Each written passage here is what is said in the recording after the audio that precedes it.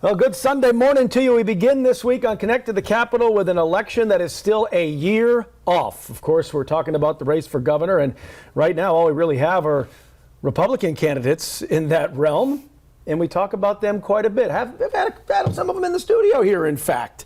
But there is a new poll out this week, the third of this early election or primary cycle when it comes to the 2026 race for governor, and we're going to look at what Dave Wilson calls a snapshot in time as we look ahead to this poll. So, as I mentioned, Dave's here. Catherine Glenn Foster is here.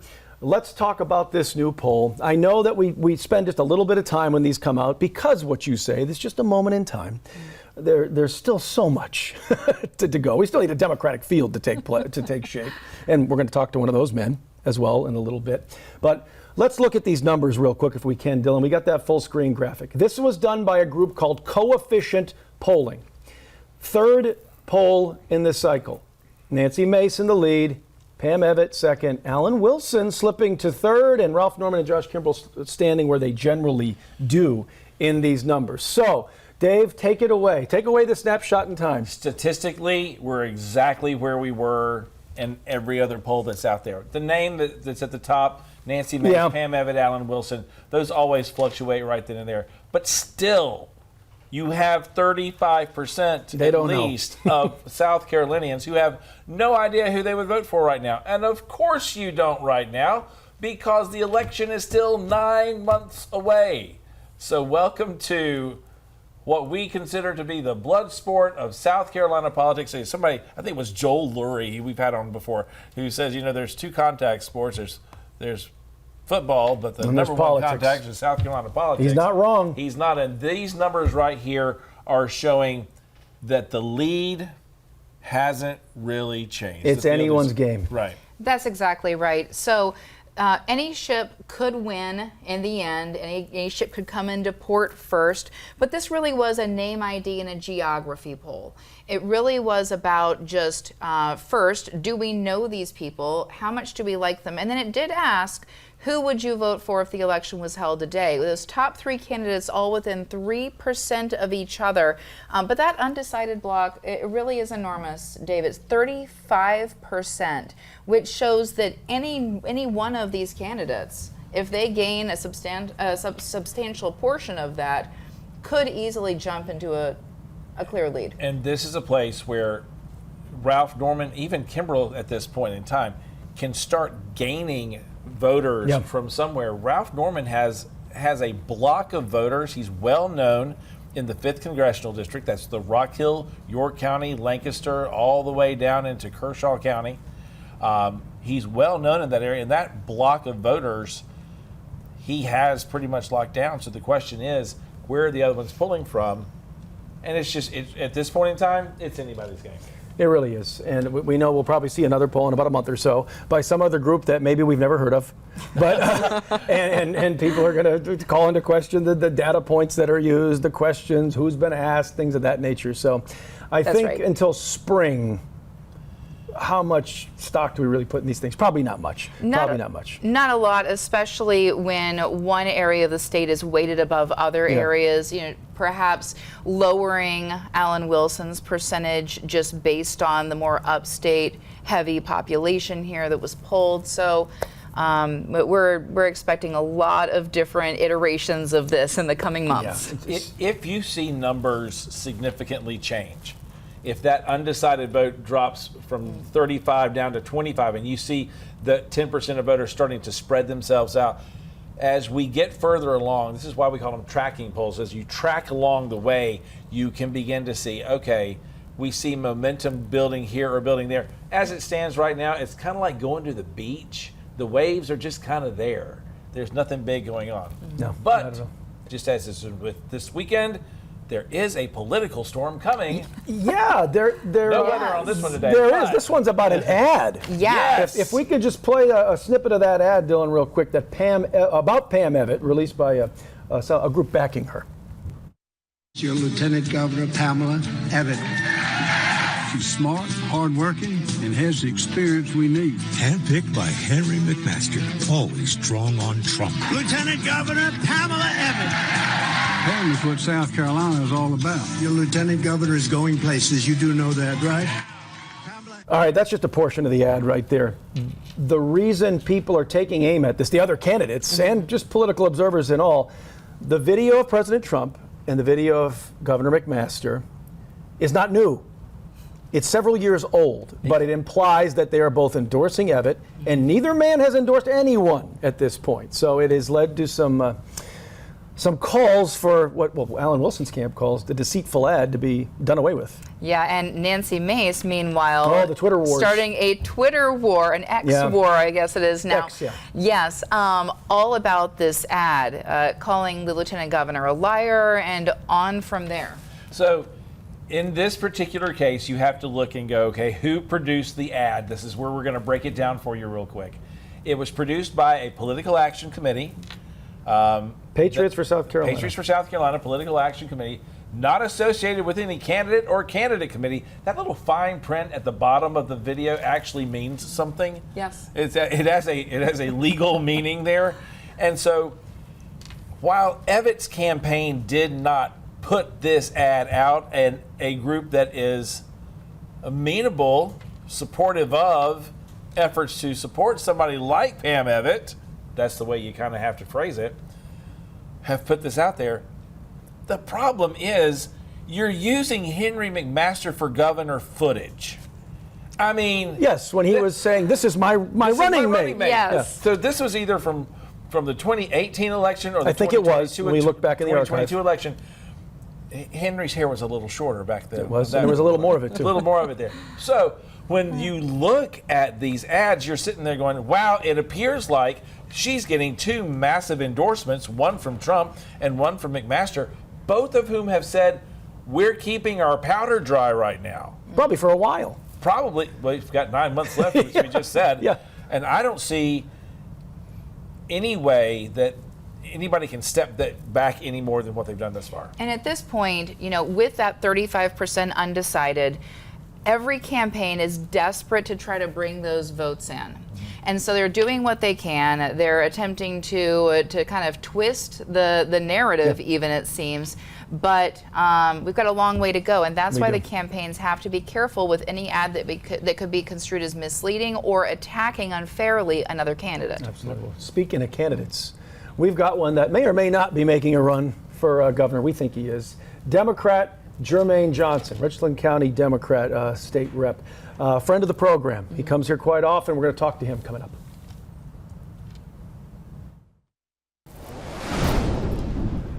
All right, welcome back to Connect to the Capitol here on Sunday morning. Catherine's here with me. We got a full house, actually. We get a lot of people jammed into the desk right now. We got Representative Jermaine Johnson. We got Dave Wilson on the end. Jermaine making a repeat performance here on Connect to the Capitol, becoming a friend of the program. You're a busy man I'm these not days. Antoine C. right in this. No, area. not today. But Dave! Only on a Sunday morning can you get away with I don't know that. if we want to be doing that on a Sunday, but we're barely fitting on this set. But Jermaine and I are big, tall guys. We're average. It's good that you got long legs because you've been running around this state. Yes, sir. Yes, sir. Been all over the place, man. I think I've been to 20 plus counties thus far, and hearing from the people, I love it. Yeah. You're exploring something. We're not gonna, I don't know if we're going to get official yet this morning, but you're exploring a run for that governor's office. Yeah. I launched an exploratory committee back in like April or May because I wanted to hear from the people of South Carolina. People of South Carolina, they have been telling me they think that I should run for higher office, and not only just in South Carolina, but America. And then not even in just America. I mean, I started getting information from people all across this world saying, Jermaine, like, you have spoken to my pain, and we think that you probably need to be going for higher office. So I launched an exploratory committee to really hear from the people, because I do this with my own family. I sit down with my family and they tell me what they think, is their opinion on certain things. And I wanted to hear that from the people of South Carolina, what they thought, I should be doing. And, they've been talking to me. That is just fantastic. Now, we have talked about your appeal even beyond that traditional Democratic base. You're strong there, but there are a lot of Republicans who are also very excited watching this run. So I'd love to hear about how you plan to explore that, expand that, and then what sets you apart among the Democrats and what makes you such an interesting, a popular choice for Republicans. Yeah, well, I've been talking to Republicans. I tell people all the time, I spend more time with Republicans than I do with Democrats. And the reason why I do that is because there's no reason to be in these echo chambers, these silos where people are all going to agree with you all day. I want to sit around people who are shaking their head no, so I can figure out, well, why are you saying no? And then that's how you come to some sort of a compromise and an agreement.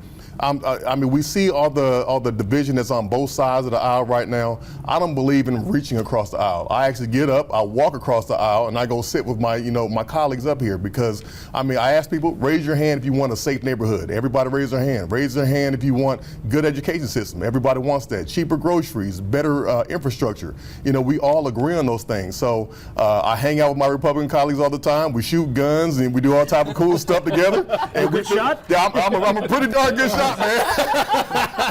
But I hang out with these guys because I truly want to build a relationship with people, and I like my district to be purple because I want to actually go talk to people. Yeah.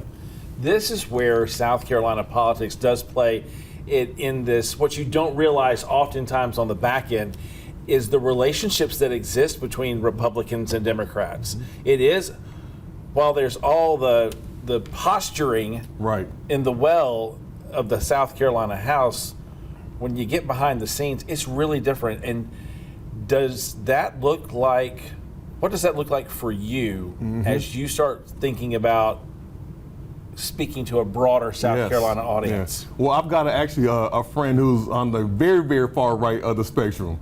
And he said, Jermaine, he let me know on the phone. He said, Jermaine, if anybody wants to call you some crazy extremist or whatever, you give them my phone number. He said, you have my permission to give them my phone number, and I will let those people know what type of person you truly are. So that's the type of relationship I built with individuals all across this state, all across this country, that people know I'm an independent thinker. I'm not an individual who's going to go play politics. I truly want to look out for the least of these in this state. And I believe in South Carolina first. We need to stop trying to go to the federal government or go all these other places. We need to take care of the people at home right now, because those are the people who are being overtaxed. Those are the people who are dealing with our tax dollars going to certain programs that they don't agree with. Those are the people who are suffering. Okay. So Dave and I have been working with an initiative that's bringing people together from the left and the right sides of the spectrum and trying to figure out where's the commonality, where can we mostly agree, and how do we get those policies brought forward. One of the key issues that's come up over and over again is education. And that is so critical in our state, from pre-K all the way through workforce development and beyond. What do you believe about that? What would your policy be and your proposal be to make sure that every South Carolina student is getting that education that they need, and that our workforce is getting the training, the job training that will propel us into the future? Yeah, the thing that I hate about politicians is they always talk about how they believe in teachers and they want to support teachers, they believe in students, but ask these politicians, when's the last time they've been inside of a school? When's the last time they volunteered for a school? When's the last time they talked to a young person? Because a lot of them are retired individuals. When's the last time they did anything for these young people? See, me, in my free time, I went to go substitute at an elementary school, not just in the regular class, but in the special education class. I want to know how the teachers are, how the students were, how the administration, was functioning, to see how this thing was really affecting our young people. When I went in there, I got kicked on, I got spit, I got hit, I had all that. On top of, she has to be responsible for making sure that the agenda is carried out for the day. And I asked her, how much did you get paid? She said, I get the same starting salary as everybody else. I went to the State House that next week and I filed a bill on her behalf to say that special education teachers should get paid a little bit more, because she has to actually be verbally and physically assaulted. So I truly believe that we need to do a full-on audit of our entire education system here in South Carolina. I think we need to know what the rules schools are doing, the ones that are doing good, the ones that are doing bad. We need to also look at our urban schools to see which ones are doing good, which ones are being bad, which districts are top-heavy with administrative support, and where our actual tax dollars are going. And then once we figure out who needs what and who's doing good and who's doing bad, then we can start allocating funds appropriately. But I don't think that schools in certain areas should be doing better than other schools. We should look at the holistic education system in South Carolina. That leads us to the point of, from there we go into workforce development. For the last 10 years of Governor McMaster's tenure in the governor's office, there has been a ton of economic development and recruitment that has come to the state. The governor's office since the days of Carol Campbell and beyond, has been the spot to go to for economic development. What would be the strategy of a Jermaine Johnson administration if you were to go in that direction to explore? Yeah, well, I think that what we've done in this state that has been good is we've attracted lots of manufacturing jobs. We've attracted lots of industry to come here to South Carolina, so that has been phenomenal. But the simple fact is we don't have enough people prepared to take these jobs that are coming here to South Carolina. My son, he's 18 years old now. He's now attending Midlands Technical College, and I have him going there for mechatronics. And they're saying in mechatronics, he'll have a job after his first year going there before he even graduates, starting at about $80,000 a year. We need to start making sure that our kids understand there are different pathways outside of four-year institutions. And that starts by individuals like myself who have a platform saying these certain things, not just hoarding and keeping the information from other people in South Carolina, but making this thing accessible for everybody. I think we have to have more of an emphasis in our educational system on going to these trade schools and doing those things, and then also creating some sort of partnerships between our four-year institutions and our technical colleges. Exactly. Yeah. Well, how soon do you think we might hear something from you, yay or nay?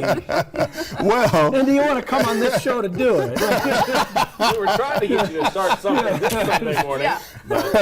well, I've been hearing this same question all over. I tell you, I get about 50 requests a day to just come out and announce, and people are asking, what will it take to move me from exploratory to actual candidate? I'm still hearing from the people. I truly believe in democracy, and I truly believe in the people giving me a place. See, I don't want to go to the people and give them a platform. I want the people to give me a platform. Give me something that you wish me to represent, that you truly wish that I stand up for, and that's what I'm going to go out there and do if we do decide to go ahead and run for governor. So, I mean, it'll be one of those things where everything that I'm talking to you about has been something that the people of South Carolina have told me that they wish that I advocate for. Yeah.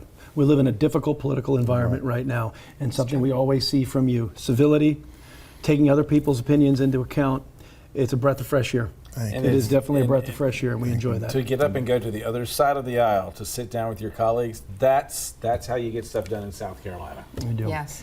Representative Jermaine Johnson, as always, we love having you on the program. We know we're going to have you back as the days and weeks go on. We're going to have an extended conversation, though, online, a Connect to the Capitol Extra with Dave and Catherine. And Jermaine, if you want to check that out at WACH.com. Thank you again, sir. We'll be right back. Welcome back to Connect to the Capitol. An update today on a case we have been following for months now. Disgraced former lawmaker R.J. May, charged with 10 counts of federal child porn. He's entering a plea deal, agreeing on Friday to plead guilty to 5 federal charges and will be in court, federal court, Monday to change that plea. Probably not surprised by this, are you, as an attorney, Catherine? I'm certainly not. He did not have a lot of choice here. It really would have just resulted in a long, drawn-out trial, expensive, devastating for his family, and absolutely. and honestly for the Freedom Caucus. This has been such a blow for them. They've tried to distance themselves, the GOP trying to distance themselves. We're seeing some Democrats trying to, talk this up, more nationalize it, and but everyone is trying to distance themselves at this point, and so this is the fastest way to make it go away, at least on 5 of those counts, and try to get some semblance of justice in a truly horrific situation. It is. We spared many of the details when this case first broke because the documentation is grotesque. Where I'm hoping that they're not going to distance themselves is investigators digging further in. Sure. I'm hoping that May has copped some sort of deal here that exposes the system that he was operating within, because that has to get addressed. If you want to start digging at the root issue, you're going to have to dig further than just one guy. Get to the kingpins. Exactly. Mm-hmm. So that's probably part of this, and maybe we'll find out more in that hearing on Monday, and of course as we get up to sentencing. Another issue that will be taking shape at the State House, an abortion bill that will likely be pushed in the Senate when everything reconvenes here in January. Senate Bill 323 would eliminate, if passed, any of the exceptions that are on the table right now when it comes to abortion in this state, and there aren't many. This is serious business. Likely won't pass, but worth talking about.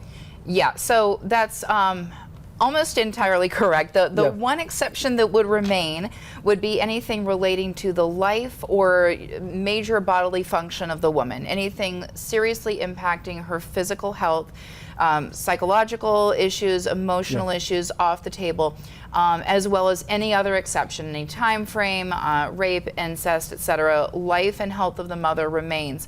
Two of the biggest changes, honestly, in this bill relate to, number one, it seems to open the door to prosecuting women. There is one line in there that says that a woman couldn't be prosecuted if she was procuring the abortion under that context. And so, even though it isn't really addressed elsewhere, that would be a big concern.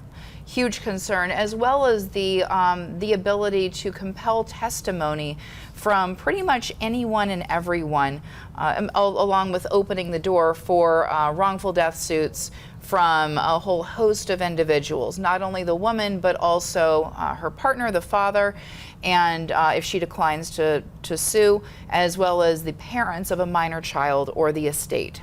So a lot of different changes taking place here that could dramatically impact abortion law in South Carolina. So we're having an abortion law hearing in October. The legislature does not come back until January. So we're in the off season. It's not unusual for them to have hearings like this.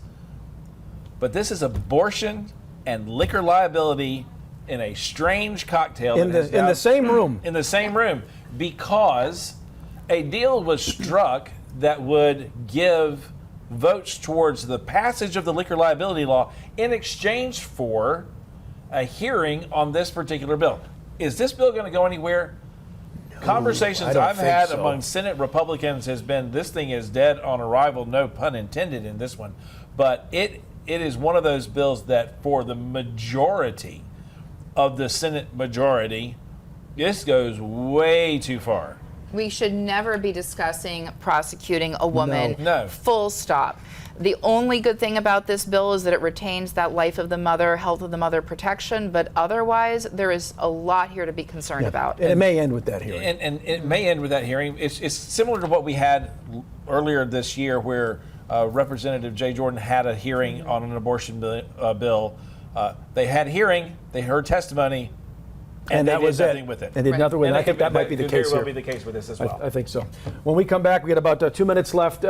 Just disarray at the State Election Commission. We're going to briefly touch on that because there's really not much to say at this point because there's not many facts out there yet. That's when we come back.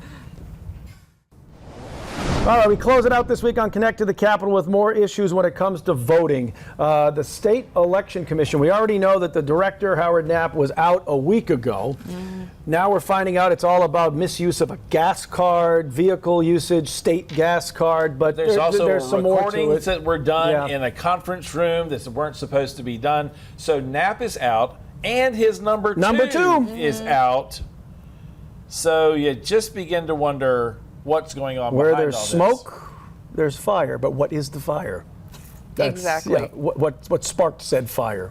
They keep saying this has not impacted any elections, none of the election results. But also keep in mind, we've been talking for the last several weeks about the Trump Department of Justice wanting voter data.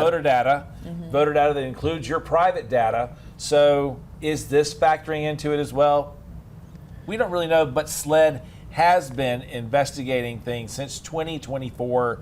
So this is not like something that just popped up. And they will know It's real. when they're done. They will. Exactly. Yes, they will. And then we will know. Yes. Right.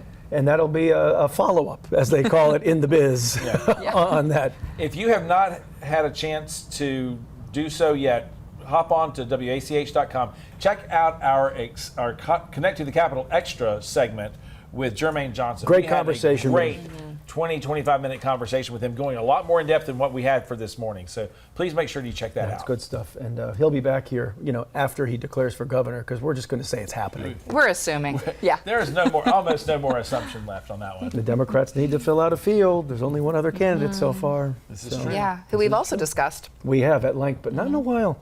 Yeah. Been quiet. Yeah. Time for us to be quiet now as we wrap things up on this Sunday. We will see you next week on Connect to the Capitol. Have a good week. Stay dry.